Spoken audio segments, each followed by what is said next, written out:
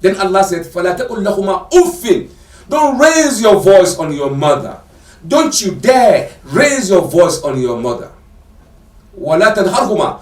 Or just sweep her with like a look, like you are nobody. Look at you. Old woman like you. Me, educated. Who educated you? Your parents. Your parents. Do not say a word except that word. They're going to love it. So before you say a word to your parent, make sure you have diluted the word in your mouth. Is it tasty? Does it taste good or taste bad? Is it bitter or is it sweet? Is it going to make them happy or is it going to make them sad? Is it going to make them laugh or make them cry? Before you make a statement to your parent, you have to bite that word. فَلَا تَقُلْ لَهُمَا أُفٍّ وَلَا تَنْهَرْهُمَا. Then Allah said, وَقُلْ لَهُمَا قَوْلًا كَرِيمًا. Say to them beautiful words. Words of respect. Words that if they hear in their heart, they will say, oh my God, I want you to bless my son. The way he exhibiting love and attention and protection to me.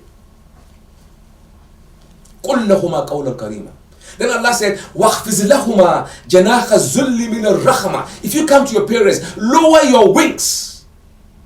You think you are CEO? You think you are vice president? You think you are president? وَاخْفِزْ لَهُمَا جَنَاحَ الذُّلِّ مِنَ الرَّحْمَةِ. Lower your wings out of mercy when you approach your parents. Yes, you should. To them, you are nobody. You are the little guy they gave birth to naked. No clothes on. When you came, they took care of you. And today, you are rich. You live in a gated community, man. You hardly come to town where you was born. Have you forgotten your genesis, your beginning, where you were born? In the ghetto? Just because you have few pounds in your pocket, few naira in your pocket, few dollars in your pocket, you begin to raise and pump your face as if you are somebody. No, you are nobody in front of your parents. So imma yablughanna indaka al-kibr ahaduhuma kilahuma. If they are old, that is the time that you have to exhibit more energy. Take care of them. Why? They didn't discard you when they gave birth to you. They took care of you. You pee on their lap. You go to toilet on their lap. You got sick and they take you to the hospital. What did they do? What did you do? So now it is not in Islam, in effect. You know, it is not a condition. There is nothing like nursing home or elderly home in Islam, because taking care of the elderly in Islam is a noble cause.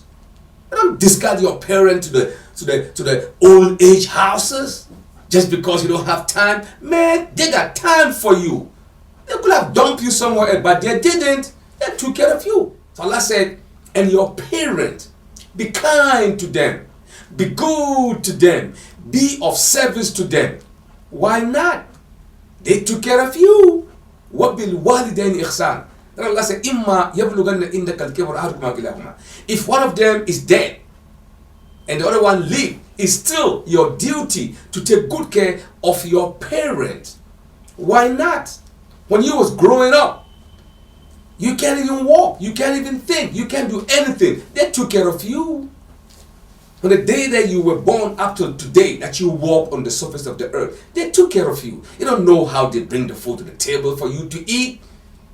Have you ever questioned how they get the food? Whether they have it or not, it is their duty to provide for you. It is their duty to take you to school. It is their duty to protect you. It is their duty to give you all the tools that you need.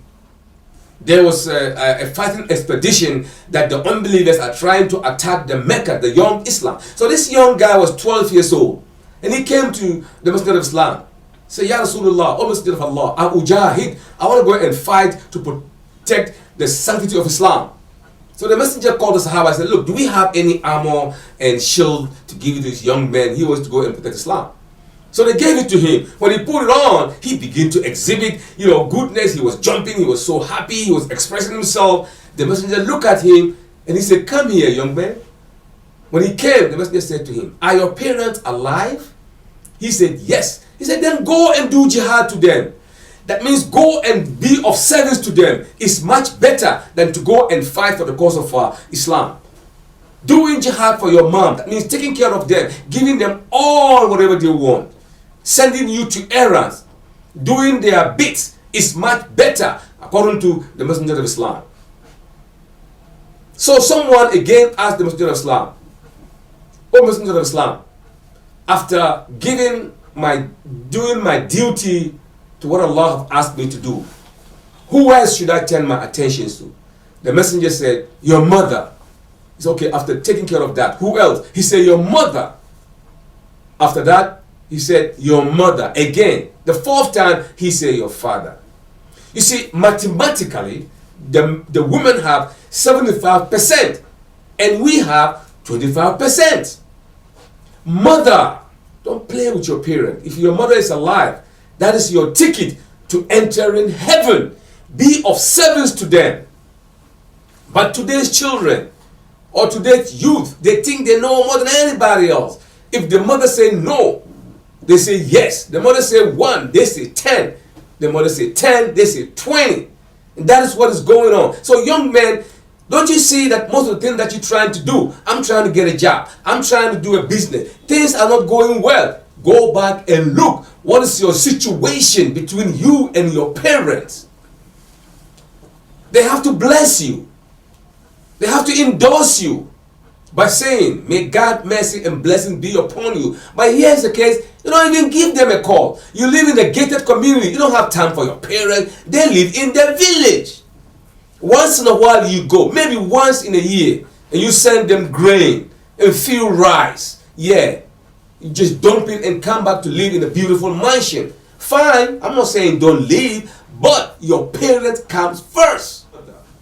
Doing that will bring life to you, will bring success to you, will bring plenty to you. If you can't do all these things, when you finish your salat, at least raise your hand and go like this: Allahumma rabbi irhamhuma kama rabbayani sagira. Oh Allah, have mercy on my parents the way they had mercy on me. Can you explain the mercy they had on you? No, you can't.